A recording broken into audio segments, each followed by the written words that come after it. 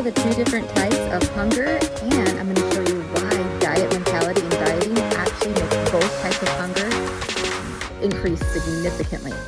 So there's two different types. The first one, well, actually, before I explain that, realize that I'm about to do my In Control of Food workshop next week. So down below in the comments, go ahead and check that out. Click the link and make sure you join me for the In Control of Food workshop. Okay, the two different types of hunger. The first one is physical hunger. This is the normal everyday hunger. This is the rumble in your belly. This is the starting to feel, like your energy dips. This is your normal physical hunger. So the first type of hunger is physical hunger. That's the legit kind of hunger that we want to listen to and answer, and that's what's been placed within us that's really helpful to keep us alive. Okay? Then the second type of hunger is emotional hunger. What happens though is that when we diet, we confuse the two. So what is emotional hunger? Emotional hunger is when our body doesn't physically need the nourishment or the nutrition that's in the food at that moment, but that we are seeking to solve for our emotions or to create an emotion with food.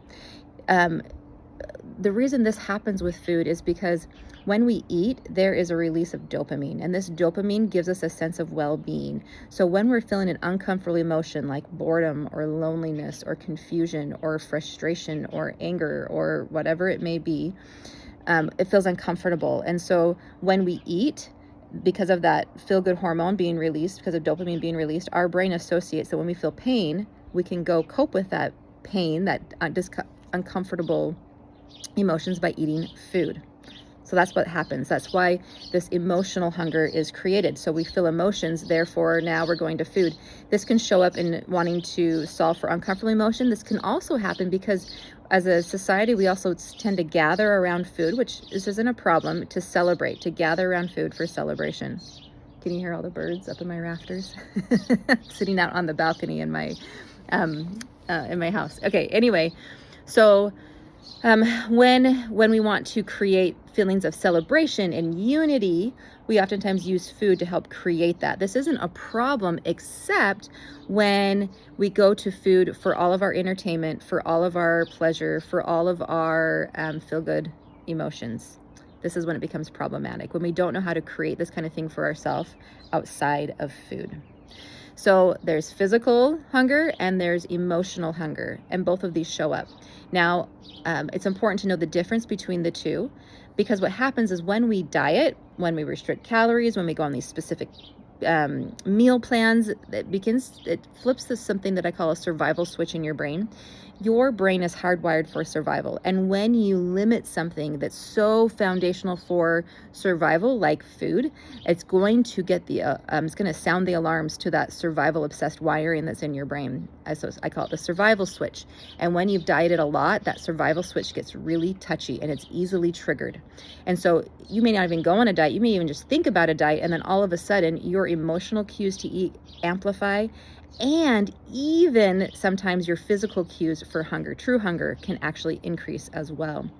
When we limit food, when we diet, we create the scarcity mentality around food, and it actually increases our emotional hunger and our physical hunger for food. It gets all confused because of the survival responses that are being tripped.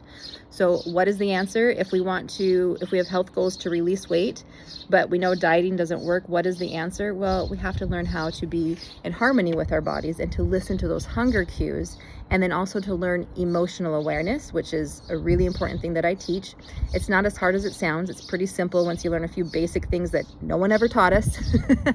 Then you're able to solve for your emotions, and you're able to eat when you're hungry, stop when you're satisfied, and go live life and solve for any emotional hunger that happens in between true hunger. I had an email that was sent to me by someone who just recently, last month, had attended my free online workshop, In Control of Food, and she said that she had felt such peace during that workshop that she had been looking for 50 years. And the food chatter in her head went away. All that food chatter that you feel, that the constant, should I eat it, should I not eat it, what am I going to eat, how much am I going to eat, what can I get away with, all of that is a symptom of that survival switch being flipped. So what do? We learn how to become a normal eater. And as we do this, we're working with the survival instincts of our brain. We're settling that survival switch being flipped. We're settling that down. After the workshop, she also joined I have an online group of women. It's a community of women, of faith-based women who are learning how to deprogram all of this diet mentality out of their head and just become a normal eater so they can go towards their health goals with ease. And she said that she'd been doing the work that I taught her, how to reprogram your brain. She'd been doing the work. It's not hard work. It's just something you do. And she'd been doing it. And she said specifically that she didn't want to make it about the weight. She wanted to make it about partnering with her body and thinking like someone that doesn't have food issues. She just wanted to think normally about food. And so she'd been doing what I taught. And she went to go try on some clothes that had been tight, and they were now, in her words, loosey-goosey. This actually does work. But when you hyper focus in on something, it actually makes it harder to do the thing. Whereas when you relax into it through the methods that I teach that are based upon brain science and eternal truths about what our body actually is and the purpose of our body, so powerful. It's a big paradigm shift. And then you get to solve decades and decades worth of dieting in weeks. All right, thanks so much.